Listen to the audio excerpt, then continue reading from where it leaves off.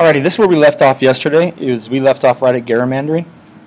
Excuse me, and one of the advantages of being an incumbent. We've kind of talked about a little bit about what gerrymandering is and how it affects politics, and you guys saw that drawing of the district lines.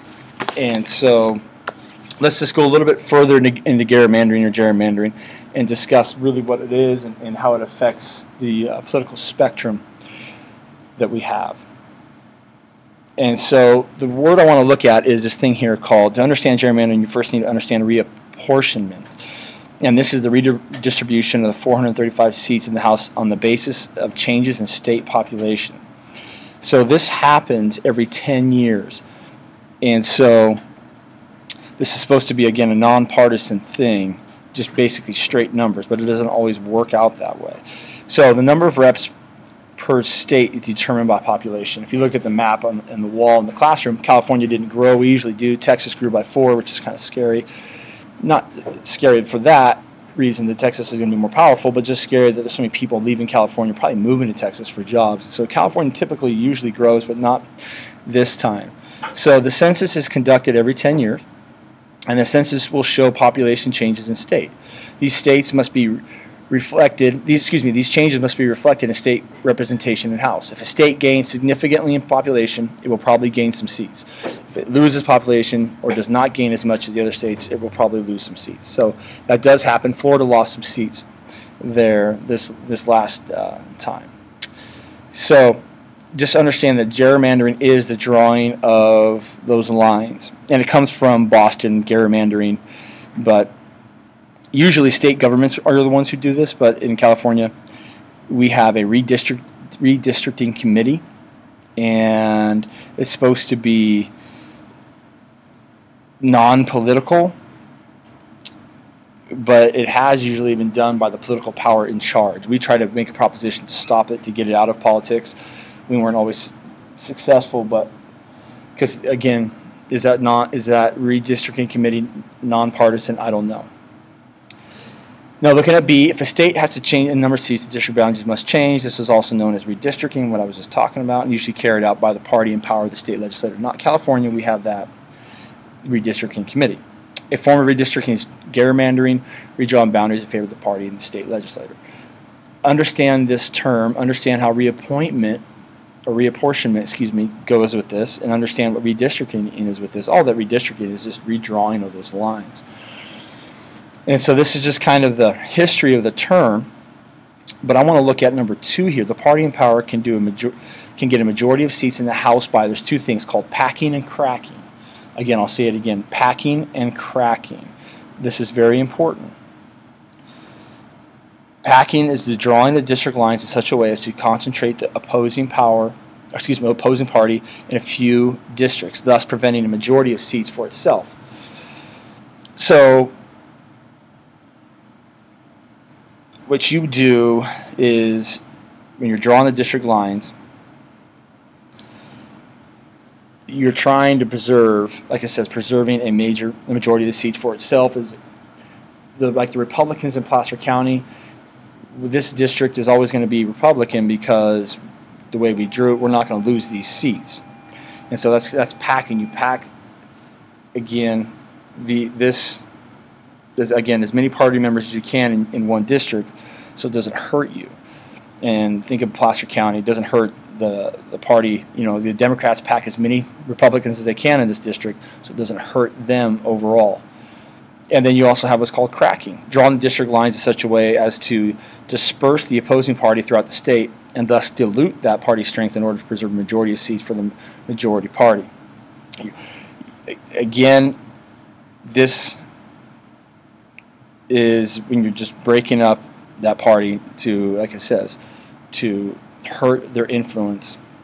And so those are the 2 things. You can pack a district or you can crack a district. Thus, you can strengthen one party in a district and you can weaken another party throughout by cracking them. So this happens, unfortunately, and this is a recent case in Texas where Latino Americans, I think we talked about it in class, where the judge redrew the district boundaries and the Latino Americans thought that it basically was hurting them, because it was, again, dispersing them or putting them all in one or two districts, taking away a lot of the power that the Latino population in Texas would have. The effects of gerrymandering is the party that is in power stays in power, because, again, you're going to have you're going to put all the people that oppose your party in a couple different districts, not lose much, but stay the party in power. There's going to be what's called safe seats are created for incumbents, leading to further difficulties for the challengers.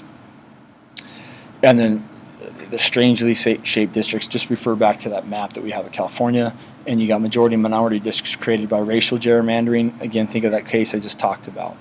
If you're the party that's in power, of course you're going to draw the districts in your favor and put all your, like the Democrats in one area, so that you just concentrate them there, taking away some seats in the House and continuously having more seats for you. Supreme Court redistricting requirements: district must be as near equal in population as possible. That's very important. You got Baker versus Carr, one man, one vote principle applied to state legislators' districts to correct overrepresentation or malapportionment of rural areas. And then you got this one, applied same principle to the House districts. So even if the number of reps to which a state is entitled does not change, it redistricts anyway because of geographic shifts in the population. So every 10 years of redistricting. That may have occurred within the previous 10 years. This solves the problem of malapportionment. 2, district lines must be contiguous. Racial gerrymandering is prohibited. Shaw versus Reno. Race may not be the primary factor for drawing district lines. These are some Supreme Court cases. Cannot dilute racial minority voting strength, and communities of interest may be kept intact. Again, we have that Supreme Court case with Texas that kind of goes against that. So that's the incumbency advantage. I'm going to continue later today, and do the structure and power of Congress. Our theme for today's video was gerrymandering, and what it is. I'll put up some questions for you guys on, see if I have any right here, and of course I don't have them up. Put up some questions for you guys on, let me see if I can do that right now. I apologize for the wasting your time here. Let me see if I can get those up. If I could get up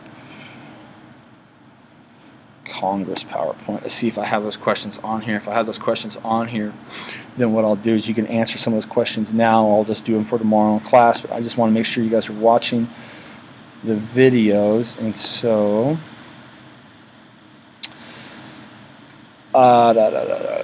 there is number 6. What event triggers reapportionment in the House of Representatives? If you can answer that question, that'd be great. The other questions is not necessarily dealing with this, so I'll put up some other questions in maybe I'll post them tonight, 2-second video, so you guys can do that. Alrighty.